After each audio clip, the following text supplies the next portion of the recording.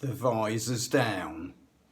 The question is, do you want me to be your advisor? Advisor.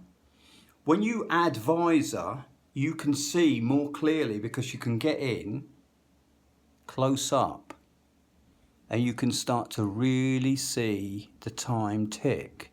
And when you can see the time tick, you can slow it down. This is what music is capable of doing. I can slow down your human brain with frequency. You go, well, why would you do that? Well, it's meditative state. When you're in meditative state, you're going to be more creative, you're going to be more calm. When you're in alpha brain, which is like monkey brain, which is what you're in all the time, that's when you're scared. Oh, I'm a scared monkey. There's a snake. There's a lion. Monkey brain. Most of you guitar players are monkey brain. You got to get out of monkey brain. So what's the alternative? You're going, oh, he's talking about reptilian brain. No, I'm not talking reptilian brain. I can't even say reptilian brain.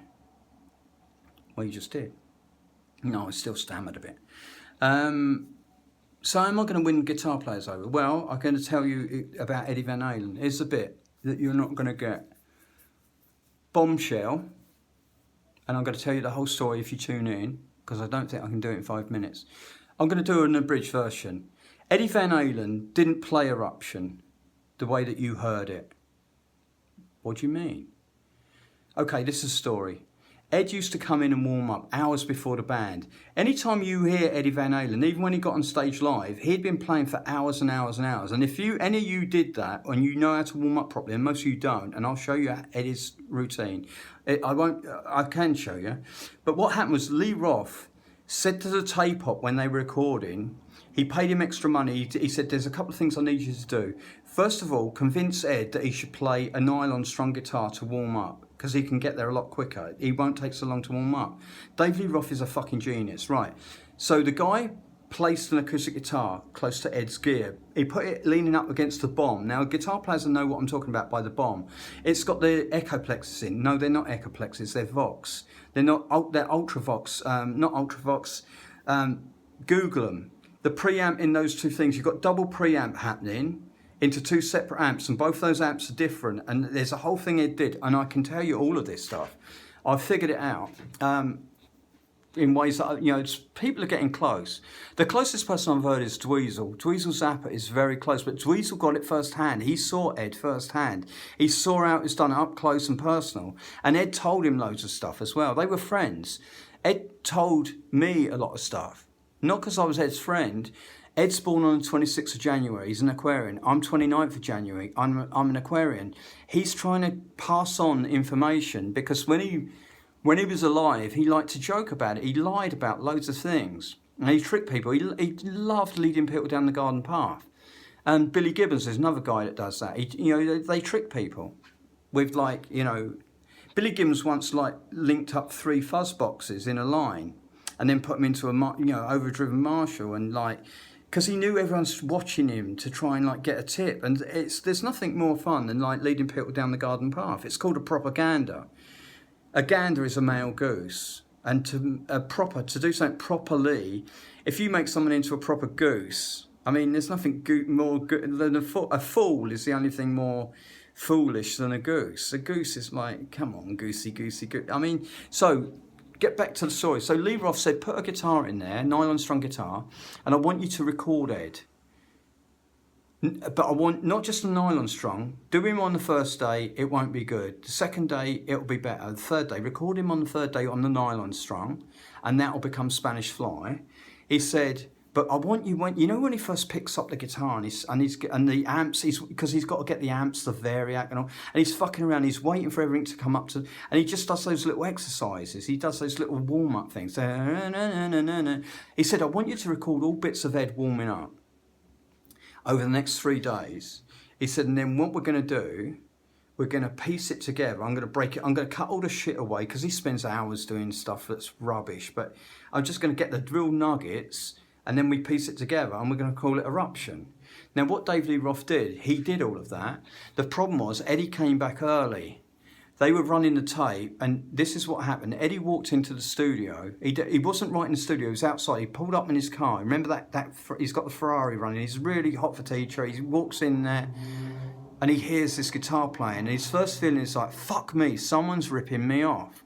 That's my shit. And he's angry. And then he goes, oh, fuck, but they're better than me. That's way better than me.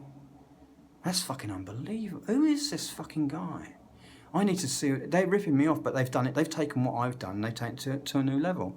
He runs into the studio and like the tape op and Dave quickly turn the tape off. And his head's like, where is he? Where is he? The visor's down. Where is he? He's looking. I'm over 5 minutes, but I'm going to keep going. It's important. So anyway, Ed sees it. You know, he doesn't see this. The tape op gives it away. He starts laughing and he goes, Dave, tell him. David told him, no, we don't tell Eddie until I'm going to give him 3 weeks. You know, everything's in threes. We record for 3 days, we do eruption, let him get better, and then on the 3rd week, and then the guy's like, dude, you're on a budget. You know, this album's got to be recorded. And so there was a bit of conflict. Anyway, because Ed came in, I guess it prompted Dave to just like come clean. And Dave said, Ed, that's you. I'm going to cry because I feel this is what Eddie felt. I'm channeling Eddie. Eddie goes, what do you mean that's me? He goes, dude, we recorded you and we chopped it all up. I took the best bits. And Ed goes, it sounds brilliant. He goes, that's you, Ed. You did that. That's you. But you didn't do it like that. You did it, you know, you did some stuff down there on the neck, and then you did some of this up here, and then you did. He said, I've watched you for years. Dave Lee Roth, like, is a great producer because he produced Ed. You know, this is how Ed got to be the final Eddie Van Halen. The first incarnation appears on the record. He didn't sound like that before. He was really good. He could play blues. He could play like anybody, but he didn't play it in that style. That style came about because of Dave Lee Roth. He chopped up all the tape. This happened as well with Adrian Belew. So, does anyone know Adrian Belew? Check it with Adrian Belew. Adrian Belew got sent a tape of Robert Fripp. Fripp was in the studio and Brian Eno and Bowie were recording all this Fripp stuff. They chopped it up and edited the tape in some fucked up manner and they sent it to Adrian Belew as a joke, and Adrian came in and played it. The point I'm trying to make, guitar players, is if you don't know something and you just think, oh, they, you know, obviously Fripp played it, so it can be done, and then you learn it that way, and it never was that way. Or you learn, well, Eddie played it that way, Ed can do it, so therefore I can do it. Well, Ed didn't even know that he could do that until Dave Lee Roth chopped up the tape and made Eruption.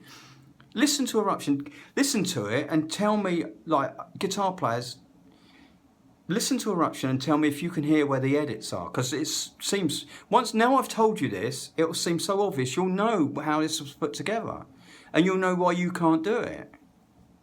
I know why I can't do it. I've not sat down and done it and listened to it. I've got no interest. Why? I love the way Ed does it, and it's like, I feel that would be like, it's like Ed's story. It's like Ed's got a joke, and if you tell Ed's joke, everyone knows it's Eddie's joke. Everyone knows it's Eddie's thing. It's like, I don't know. Do you get what I'm saying? It's like, I'd love to be able to play Eruption. I'd love to pull it out, but unfortunately, I'd turn into like a fucking monster. I'd be ego monster. I'd be like, look at me and Ed. But I'm just repeating what another man's come up with, or another human, or is he even human? Is Alan Holdsworth human?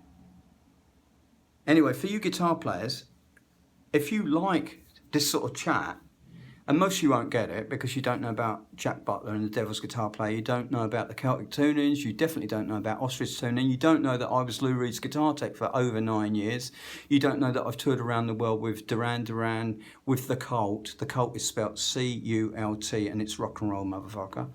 I've been on the road with Scissor Sisters, I've been on the road with Sam Smith, I've been on the road with Duran Duran. I said Duran Duran.